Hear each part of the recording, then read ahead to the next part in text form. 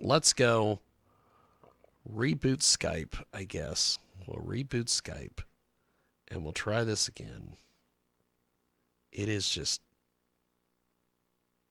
always so interesting. It's always so interesting. Skype's great when it works. Technology's great when it works. When it doesn't, well, it's just the way it is. So we are going to go back in, and I am going to go see if I can track down Mr. Hub and the fantastic IQ Al Rizzoli and Dan Perkins and all these people. So we are going to do this. I'm going to go back in, and I can almost guarantee you that I'm the one that froze. Yes, there we are. No I'm question. back. No question. I'm back. So let me. Thank you. Go ahead, filling Dan. in for you. Go ahead, Dan. While you were gone. Go ahead, my friend. So let me ask you a question about your fellow leaders in your community. Yes. Are you getting support from the prominent black leaders in your community of what you're doing, or are you an outlier?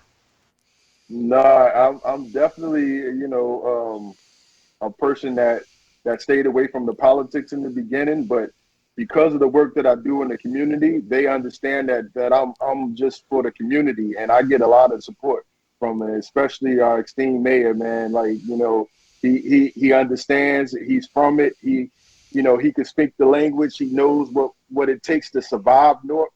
And a lot of the other leaders understand the work as well, so we get support from them. So you left me an opening there, which I'm going to drive my Mack truck through. You had your program going when Cory Booker was the mayor of Newark.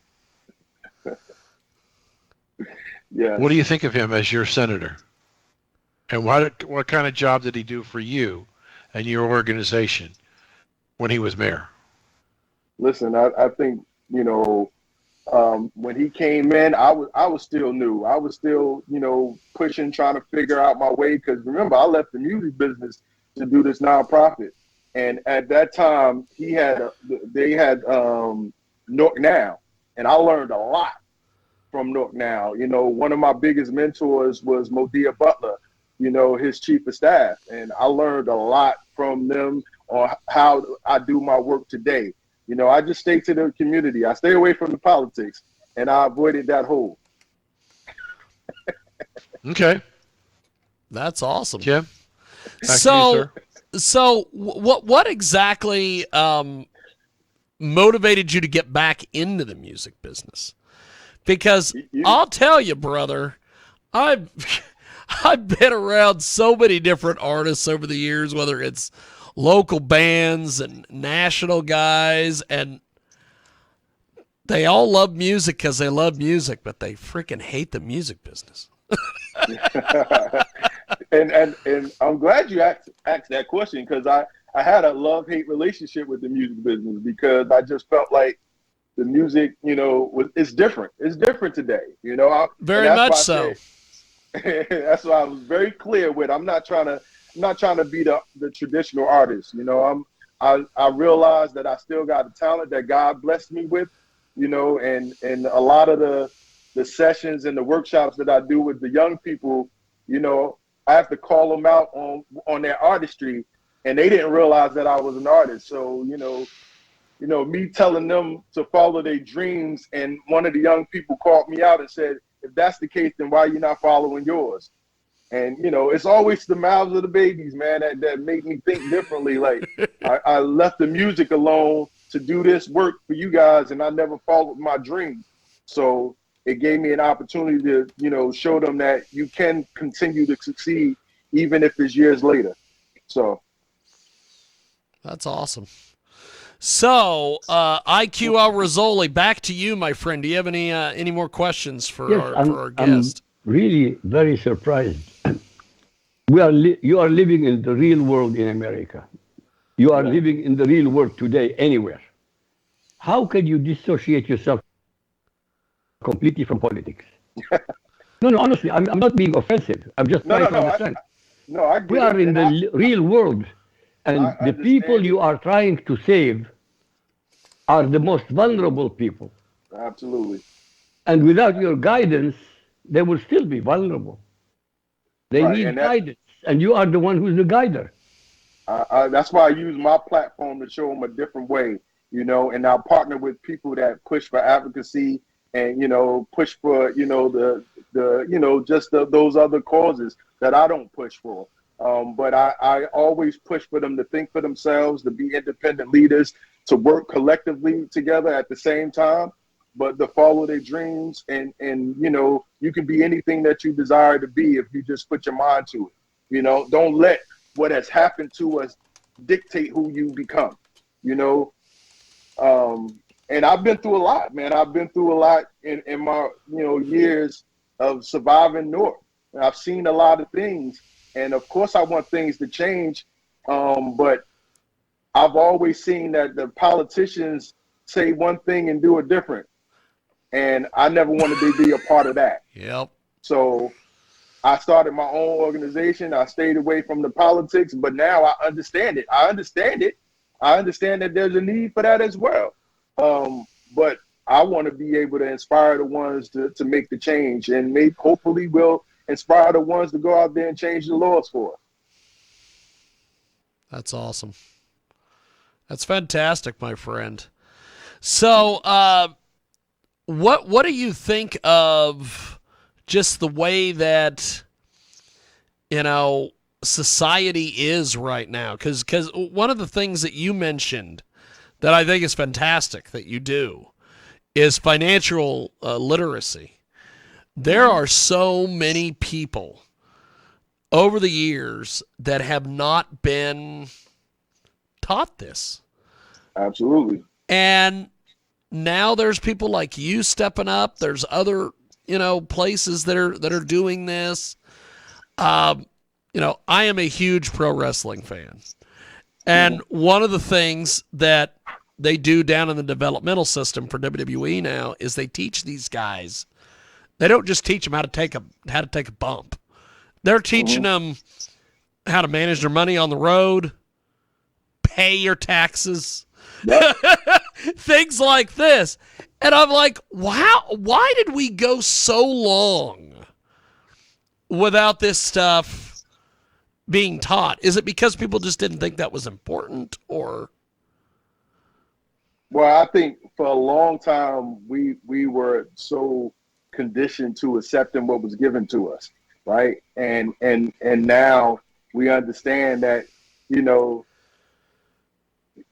that didn't get us anywhere. I'm not looking for equality. I'm looking for equity now. Like how could we be on the same playing ground right now? And we teach them, you can take a man fishing, he fish for fish for a day, but if you teach him how to fish, they can fish for a lifetime, right? So it's all about now doing exactly the difference of what you just said, is teaching them how to do these things now so that they can take care of their family, so that they can't go on with generations not knowing.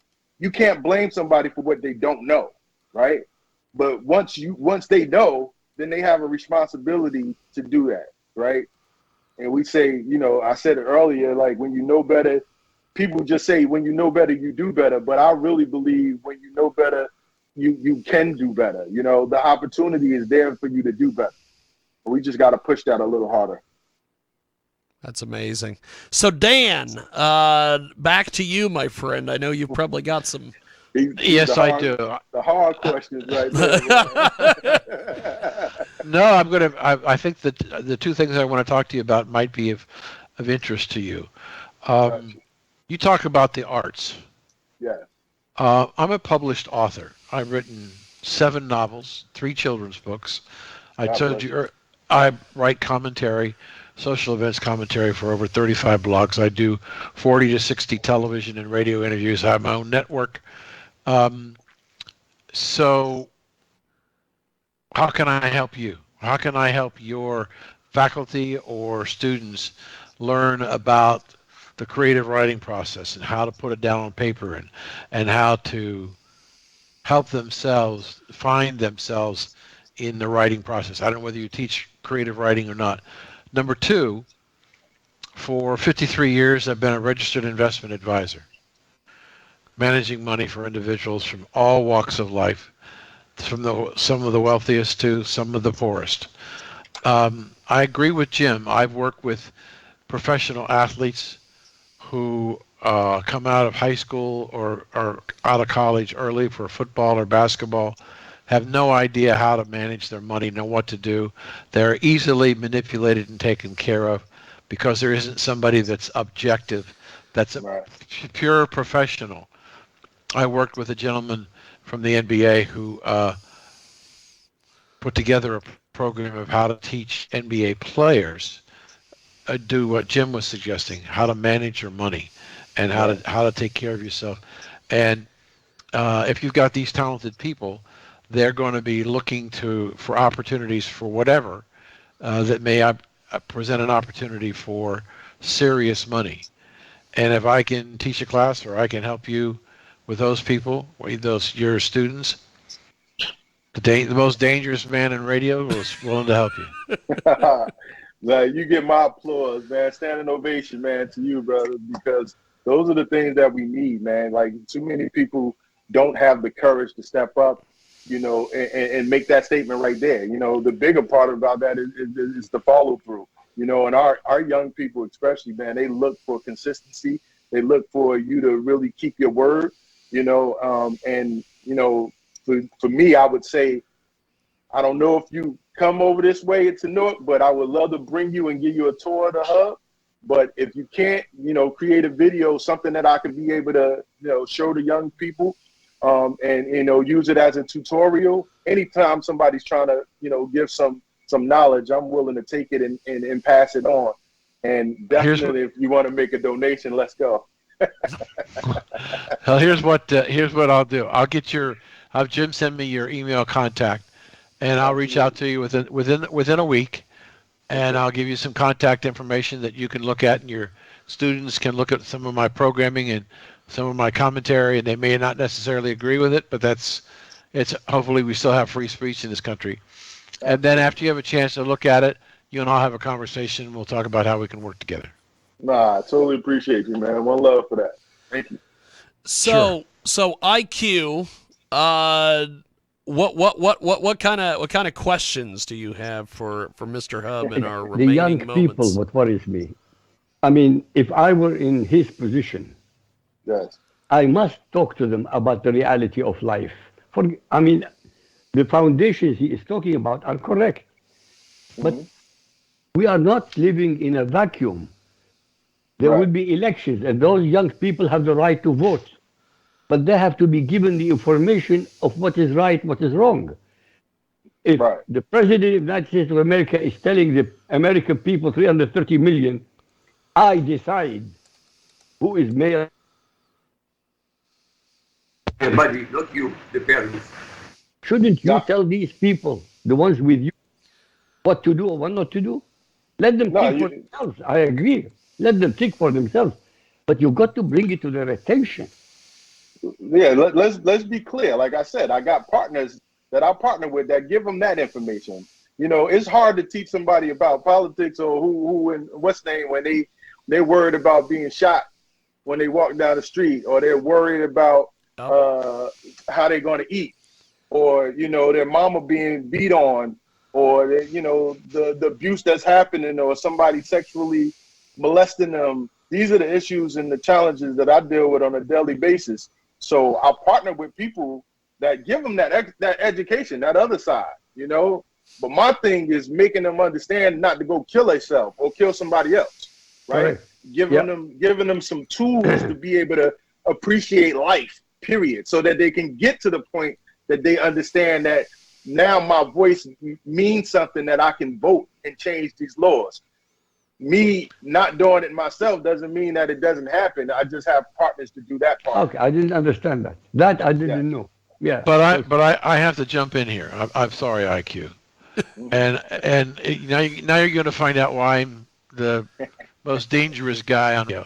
Gotcha. And I want you to understand that I'm not being abusive or critical. I'm saying, Bullshit. I got, Okay. I got thick skin. Come on. Okay. Because I believe the success that you've had as an organization is because of your leadership. Yes. Yes, you have other people who can assist you, but the students that you're taking charge of their lives and bringing the resources to them, the most important thing they need is that leadership from you. Not for you to pass it on to somebody else. Well, that's Fred's job to deal with the politics. No, it's your job as part of your overall education responsibility and morality and your relationship with those children. Is Right. you have to be able you have to be able to speak out on all the issues, whether it's rape or whether it's child molestation or whatever it is. When you leave something out, you personally leave something out, you're not giving yourself to the people that you're trying to help. And you do that by sharing with them, and they look at you and say, I want to be like him. Gotcha. And sometimes it's believe me, I've got a foundation called Songs and Stories for Soldiers. And sometimes it's real hard to get on a plane and fly to talk to 50 or 75 veterans who are dealing with disabilities. But I'm a veteran. I spent some time in a VA hospital myself. My point is, I had to make a decision. I could have the foundation and let other people do the work, or I could build the organization, and along with other people doing work, I also became the spokesperson across the board with people. And I think you're very articulate. You have a great passion. And I can see why the children would like you. But you have a responsibility as they grow and mature to be, quite honestly, the father figure that they may not have. Thank you, Dan, for interrupting. And that has definitely been the case. My very first program 6 years ago, that's still one of the most prominent programs I have right now, is My Thoughts Out Loud. It's MTOL. It's a non-judgmental forum that the young people come together and they talk about politics. They come up with the ideas. They listen to things that's going on in the community, and they have these conversations. And the adults in the room are there just to be able to support them, and myself included. I'm very hands-on. I'm not the CEO that sits behind the desk and just, chase money. I'm hands-on with the young people, and I've been able to survive without the politics for so many years because I've been so relevant in the community. So I'm not going to bring anybody that's more knowledgeable than I am on the politics part to the table without vetting them first and making sure that they're going to be able to feed some goodness to my young people, right? No, so I don't want to do a disservice by telling them this just because my personal view may not have all the facts behind it. What I know is about healing. What I know is about what I survived. So I'm really good with that. And what I don't know, I go and find and bring them to the table to be able to have those dialogues about that. Right. Let me ask you one quick. We have time for another question, Jim? Oh, yeah. Okay. So that meeting that you talked about with the young people that you do on a regular. Out loud. Mm-hmm. Your what? My Thoughts Out Loud. So is their thoughts Your out thoughts. Loud. Okay. Is that on your website? Yes. Is it done video or audio only? Video too. And every time you have a session, it winds up on your website. Well, not every time, because sometimes, some of the things that the young people say is not for everybody else's ears, for the whole, for the young.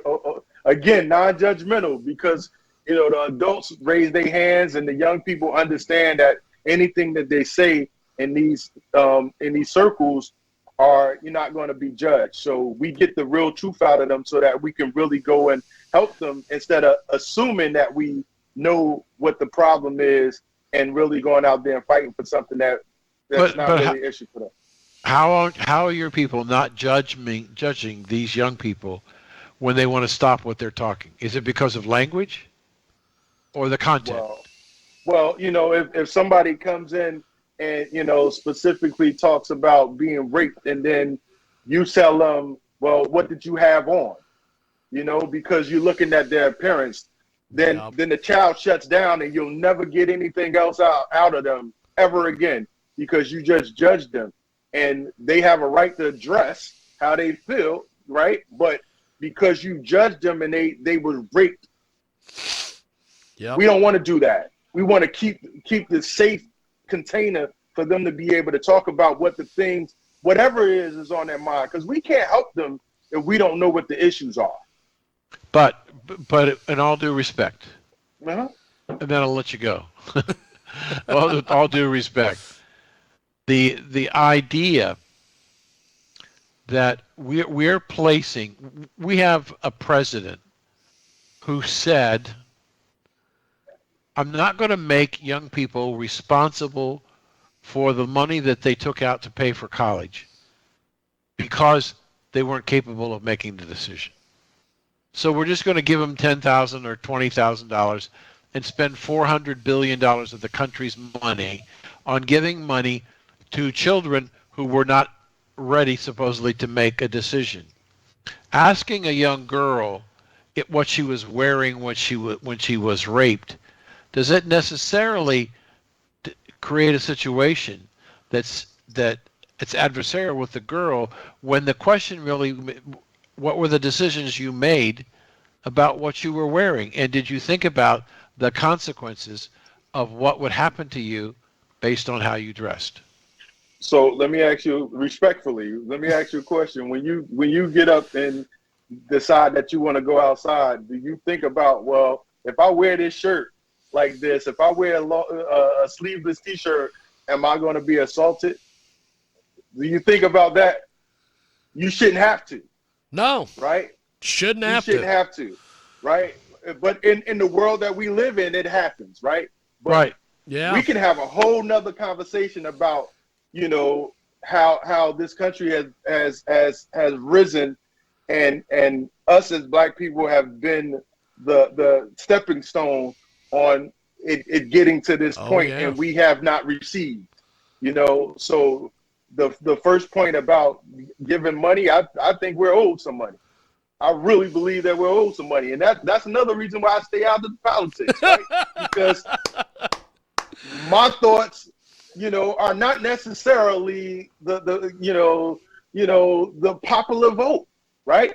But what I do know is that I can come and I can show them a different way because I survived it all. But I would say to you, we have a network called Blacks and Whites, and we founded it a year and a half ago because we thought that the American people were losing their freedom of speech. They were being intimidated, and they were being cajoled not to say what's in their mind. And we're trying to stop that by bringing people on our network, which is growing rapidly, who speak their mind. They speak it respectfully, with no profanity, but they deal with the issues that are important to people today. And the point is, by creating a dialogue, both sides, we have an opportunity to grow as individuals and figure out how we can address a problem. I think that's awesome. I really think that's awesome, and that's the same idea that I was thinking of when I created my Thoughts Out Loud 16 years ago. Except it's based on youth and very intentional. We're giving the youth the platform to talk about whatever it is that's going on, and we use our experience as adults to be able to help them, not judge them. I'm going to tell you one last thing, and then I promise I'll shut up, Jim. You're good. You're good. You're good. 50 years ago, I was doing talk radio in Columbus, Ohio, on WCOL radio, before anybody else was doing talk radio in the United States. And my programs were all towards young people. Nice. It was called The Place, a place where you can go and talk. And we had kids from the universities and colleges all around, high schools, and provided an opportunity for them to come in and speak their mind with anonymity, but it won the American Legion Award Best Youth Programming in the state of Ohio. So I understand what you're trying to do. I was doing it before you were. but you probably do it better than I did. But respectfully, 50 years ago is different from today. These young people have access to social media, so they hear the same conversations as you and I hear today. So there was a time where, when adults was talking to young people, were pushed to the side and couldn't hear those conversations. Today, it's not the same. They hear exactly what you're hearing, so they're able to manipulate situations and hear so much access to other things. So the challenges are way more different than they ever been. And that's no disrespect to you. I say it myself. When I started doing this 16 years ago, and I'm thinking because I'm adult, I knew better than you, and I could teach you, until I start realizing and hearing some of the things that they were dealing with that was way worse than some of the things that I had been through my whole life, right? So it wasn't until I opened my ears to understand that, God gave us 2 ears and 1 mouth that was to listen twice as much as we talk, right? And I was able to hear some things that I could be able to go back and now help them with, because I didn't block them out thinking I knew all the answers already, because their answers needed different approaches than what I was used to, because I survived them in a different way. So respectfully, I know that, you were successful that time, and I thought I was successful 16 years ago, but I'm very successful now because of the fact that I have the answers to some of the questions because I listened first. It's been a pleasure having you on the show. I look forward to talking to you in the next week or so. It has been. I look forward to it. So IQ, before we let everybody go, I want to start with IQ. What did you think of today's conversation, and how do we get your books? Amazing as usual. Look, it's very inspiring to have people like this instead of having somebody who bullshits all the time. Forget it. This is amazing. I wish you the best. I appreciate you so much, man, so much. So Dan, I appreciate you, brother. So Dan, how do we get your books and everything, my friend? Books are on Amazon.com. Commentaries are on Amazon.com. Personal website is danperkins.guru. The new network is blacksandwhites.us. We've got 13 different shows on our network, all devoted to freedom of speech and giving people the opportunity to come on and express their opinions. And I've got 2 new books coming out, one on romance and one on Abraham Lincoln. And I have a new television show on the network called Dan After Dark. It comes on at 12:30 at night on Wednesday evenings. And I take shows like Me With You and other hosts around the country and replay them during the wee hours of the evening. So pleasure to be with you, sir, and I'll see if I can help you. Thank you so much. So before we let you go, Mr. Hub, because we're going to go to this song here in a few moments, tell me a little bit about the song, and then I'm going to let you guys go, and we're going to play the song. I mean, I was using grown man shit as a way to a teaching tool again for our young people to make them understand that a lot of times men don't talk about the issues that's going on in their world. A lot of times, why would they make the mistakes? Because they never had a healing piece. This is for them to say, grown man stuff. Pull up your pants, make better decisions, all of those things. So I hope you guys enjoy it. That's awesome. Well, we definitely are looking forward to this. And thanks for doing this, my friend. And we will talk to everybody very soon. Thank you, guys. Thank you. Appreciate it. There they go. Appreciate you guys. The fantastic Mr. Hub and the fantastic IQ Al Rizzoli, and, of course, the amazing Dan Perkins. So let's do this. We are going to go to this track, and that will wrap it up here from our big broadcast.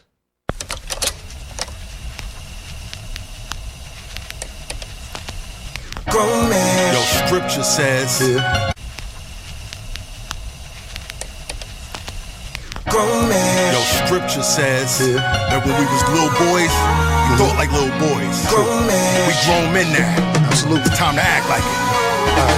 I seen trials and tribulations, dim skies, rain clouds, precipitation. Caught 4 cases, that's more than life I'm facing. I lost balance, plus all this talent's just wasted. Heart filled with hatred because I never made it. I feel like a disgrace. I ain't bring nothing but pain to my mother since birth, and it hurts, but at the same time I love her. But what's it worth when I'm the cause of this pollution that she suffer? When it's time for abolition, that's enough of all the filth in institutions, let's recover. Produce me up some use and bring some structure to our lives. Be humble and be wise. Be husbands to our wives and fathers to our kids. Enough with doing biz. Bring recidivism and this criticism of our men to an end, especially origins of African descent. Man, it's time to stand up. Pull our damn pants up and man up. You made a choice to make a change, young fella. Decisions every day can change you forever. I'm glad you're growing and owning up the manhood. It's okay to not be okay as all. I'm on some grown man shit, owning up this shit. Things ain't been the same cause I changed just a little bit. A lot I figure, the plot thickens. I'm smart enough to know not to blow when I'm kinda triggered. Change of direction is destined for what we try and do. A hazy vision is cloudy, I need a clear view. I let them know that they kings, that's all I'm here to do. This time that boy really mean business, I should buy a suit. Speaking from my lack of drive and my lack of hunger, and a bunch of other things that'll take me under. I can make it through the rain, but here come the thunder. I never wanna be the one that they all wondered. Yeah, that young boy was nice, he could've been a star. Keep it real, everybody ain't who they say they are. I give it all up to God and go very far. Forget who people try to make you, just know who you are. In all due respect, say the boy to God. And I never let him work me like a 9 to 5. And I hate to see my mama work that 9 to 5. I realize that I gotta do more than try. You made a choice to make a change, young fella. Decisions every day can change you forever. I'm glad you're growing and owning up the manhood. It's okay to not be okay as all. I'm on some grown man shit, owning up this shit. Things ain't been the same cause I changed just a little bit. A lot I figure, the plot thickens. I'm smart enough to know not to blow when I'm kinda triggered. Feelings in the womb, so I'm intentionally diving in. I'm peeking to my vulnerable side, I'm letting you guys in. So us men can win without the stereotypes that feed us. I'm tired of all that boy noise, I'm praying that y'all see us. Cliff and James beat my mom when I was a minor, that was hard. And every time she took them back, that ish left me scarred. Me as a child wanted to, that ain't the group. I never knew me and my brothers became victims too. I seen him black in the eye and try to run her over. He'd apologize with cries when he was finally sober. I searched the hood and all the gutters for this mother. Luckily he died cause my pride was screaming homicide. That trauma followed me for years, I couldn't erase it. I'm opening up about my fears, I finally faced it. I survived, I'm surprised, I ain't dead, I ain't crazy. Music saved my life and I thank God that it changed me. Word, it's not a game, OG. Without you won't be the same, OG. Thinking about all the things I went through, life won't be the same without you. Word, it's not a game, OG. Without you won't be the same, OG. Thinking about all the things I went through, life won't be the same without you. I'm on some grown man shit, owning up this shit. Things ain't been the same cause I changed just a little bit. A lot I figure, the plot thickens. I'm smart enough to know not to blow when I'm kinda triggered. Not to blow when I'm kinda triggered. That is Mr. Hub, Grown Man Shh. And it's here on your big program.